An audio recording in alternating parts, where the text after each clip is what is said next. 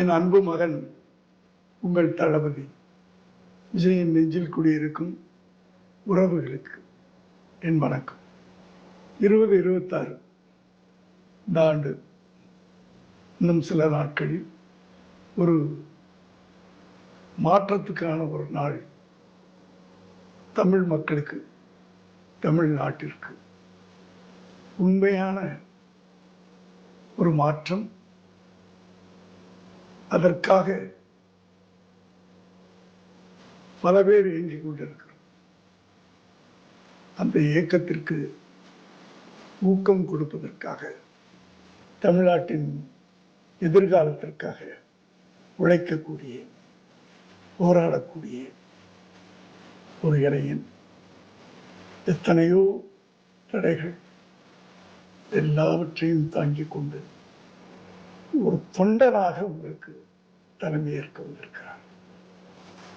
இந்த தேர்தல் வழக்கமாக 5 வருடத்திற்கு ஒரு முறை நடக்கின்ற தேர்தலாக நினைக்காதீர்கள். ஒரு மாற்றம், ஒரு எழுச்சி, மௌன புரட்சி. அந்த புரட்சி மௌனமாக, கத்தியின்றி, இரத்தமின்றி ஒரு புரட்சி.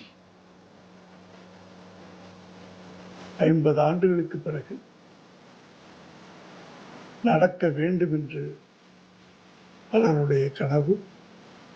அந்த கனவை நிறைவேற்றக்கூடிய நாள் 23.